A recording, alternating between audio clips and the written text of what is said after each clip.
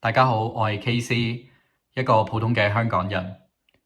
我參與 Hong Kong Watch 嘅絕食行動，到而家已經禁食咗54個鐘，大概仲有18個鐘要完成。我而家身體會比較攰，手腳亦都凍啲，但同一時間我嘅意志更加堅定，思考更加敏銳。正正係透過參與禁食，我可以慢落嚟，去反思返自己嚟到英國嘅原因同埋意義，同時諗起過往抗爭嘅片段，腦海裏邊亦都浮現起一啲面孔，無論係認識嘅、唔認識嘅。所以我提醒自己，今日我可以喺自由民主嘅國度去講自己相信嘅說話。正正係好多手足犧牲去換取返嚟嘅，所以我唔可以生於憂患，死於安樂。我特別係想同大家分享，香港人唔好怕，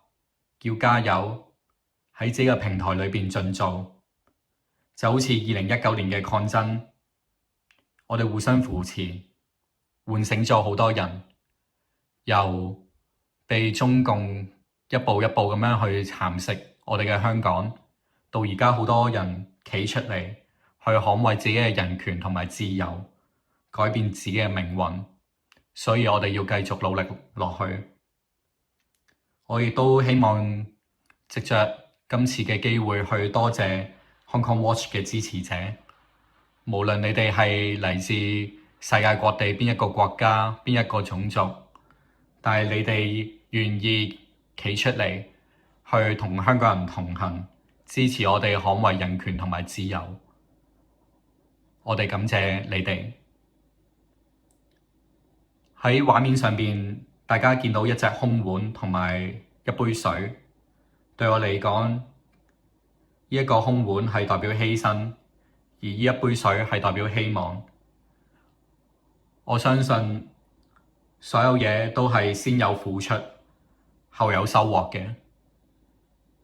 我哋唔應該去諗，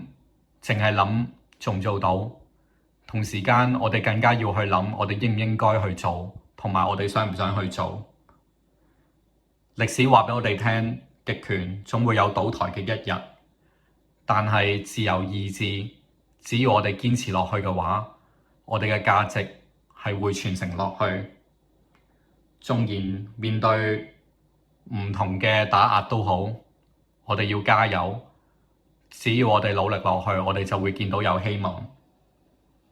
到最後，多謝大家去收聽或者收睇呢個訊息。如果大家有感動嘅話，希望大家分享呢個訊息，同時間捐錢支持 Hong Kong Watch 嘅工作，繼續捍衛香港人嘅自由同埋人權。香港人加油！